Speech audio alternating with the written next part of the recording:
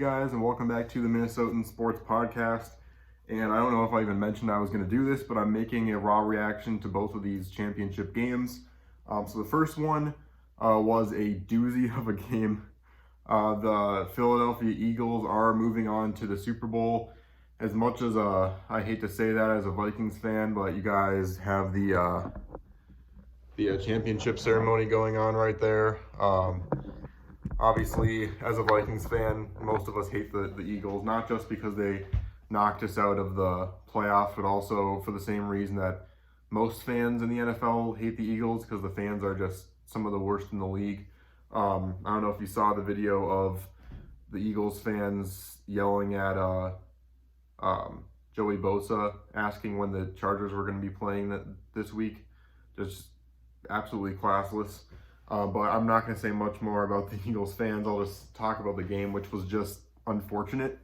I was hoping after some kind of underwhelming divisional round games that both of these games would be really good.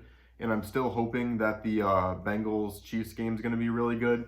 But this one was just kind of boring due to the fact that Brock Purdy was knocked out of this one with an injury. And then Josh Johnson, their fourth string quarterback, came in and he got hurt, and Brock Purdy was just forced to play with basically an elbow that couldn't even throw. So by the end of the game, Purdy was in there just basically handing it off to McCaffrey every time. It just, the 49ers, after that happened, had no chance to win this game. So it was kind of unfortunate. The Eagles basically just were handed this game. Now, the way that the first couple drives were going, it kind of felt like the Eagles were eventually going to pull away anyway. But I was hoping this game would at least be close. And the 49ers definitely did have a chance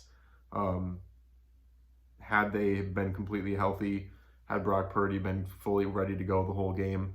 But that was just the main key of the game. I mean, Christian McCaffrey really was trying to lead this team the whole way.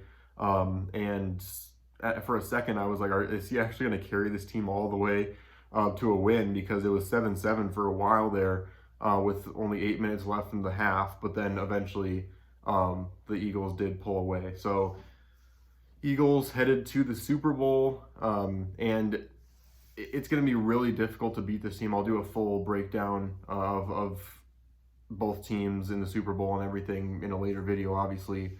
But it's going to be really difficult to beat this Eagles team because this is a group.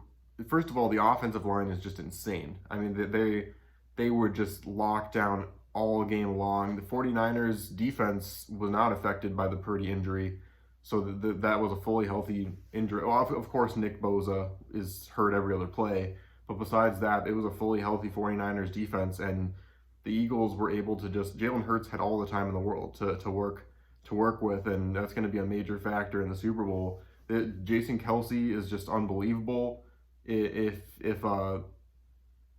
Travis Kelce ends up being in the Super Bowl, it'll be a fun matchup between those two. Obviously, they're both on the offensive side of the ball, so they won't play against each other, but that would be fun. But yeah, Kelce and that entire Philadelphia Eagles offensive line is insane.